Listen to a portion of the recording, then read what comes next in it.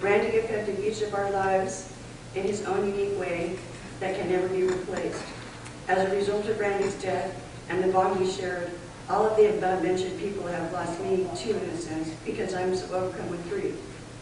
We pray that Rick suffers just as Randy did, and we are now.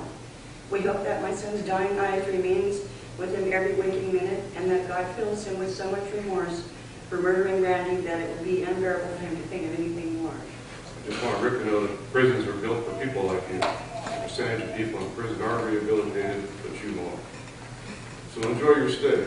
In my heart, I feel sorry for your children. They cannot pick their parents only live up to the expectations of what they see. Some leadership you show them. My cousin's life wasn't yours to take, so I say to you, the angels protect my cousin in heaven, but my family here on earth.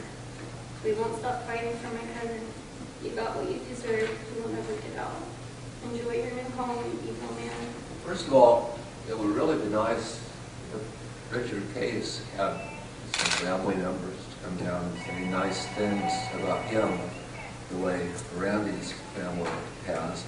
But all he's got in this world, and all he's ever had since he was a child and his mom used to go out drinking and leaving him behind, was his sister. And his sister and he did the best job they could in raising each other up, trying to be good people.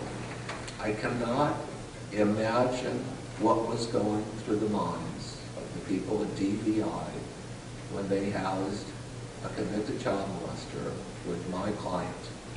And I cannot imagine what was going through their minds when he asked to be swapped out because he couldn't take it anymore, and there was a delay of 1 or 2 days.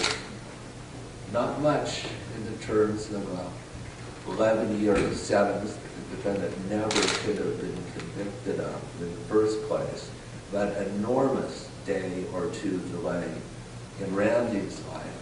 He's suffering from chronic hepatitis. He's going to die in prison, no matter what the court does. And frankly, I think that the court should give him a chance to at least have a date that reasonably done so we can keep his heart up, keep the heart up of his sister Timmy and his children, and so that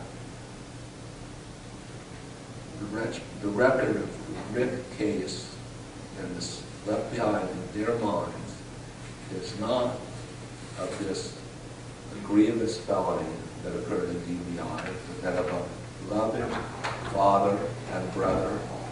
The court would pronounce a sentence of 25 years to life. That's an indeterminate term.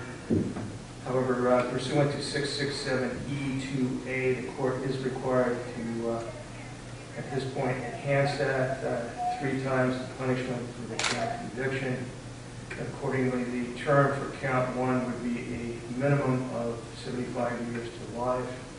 There's further an enhancement as to count 1 with 3 serious felonies pursuant to 667A of the Penal Code.